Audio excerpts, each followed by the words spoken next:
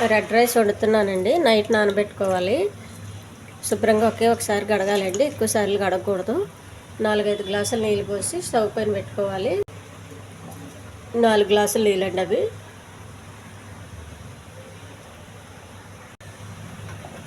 Stove వెలిగించి first ఆయిల్లో ఉడికించాలండి, తర్వాత సిమ్లో పెట్టేయాలి.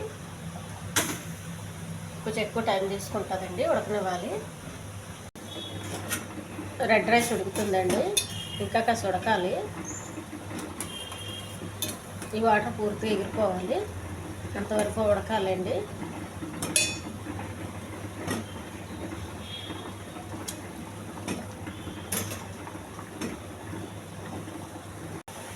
రెడ్ రైస్ బాగా దగ్గరికి వచ్చేసిందండి, కొంచెం కలుపుతూ ఉండాలి, మాడిపోకుండా చూసుకోవాలండి. ఇప్పుడు రైస్ జిగురు ఎక్కువ కాబట్టి కొంచెం దగ్గరికి వచ్చిన తర్వాత మంట సిమ్లో పెట్టుకొని దగ్గరుండి కలుపుకుంటూ ఉండాలి.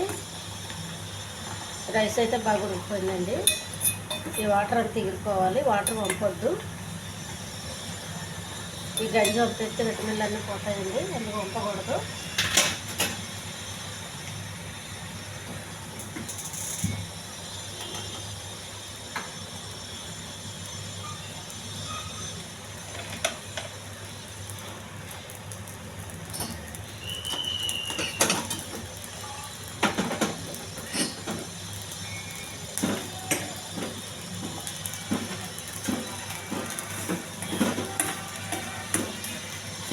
ఇది వేడిగా ఉన్నప్పుడు ఇలా ముద్దలాగే ఉంటుందండి, చల్లగా అయిన తర్వాత పొడి ఆడుతుంటుంది.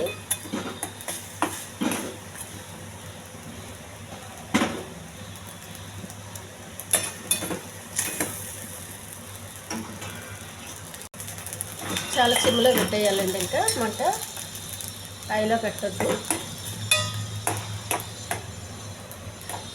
కొద్దిగా వాటర్ ఉండగానే స్టవ్ ఆపేయాలండి, ఆ జిగురికి తొందరగా అంటుకుపోతుంది, అడుగట్టేస్తుంది.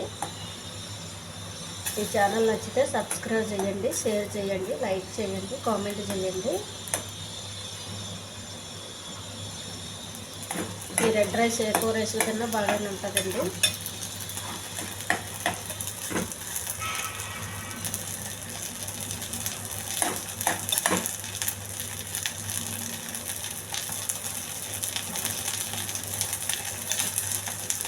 స్టవ్ ఆఫ్ చేసేయాలండి, ఇంకా దిగులు వచ్చేస్తుంది ఎక్కువసేపు ఉంచితే.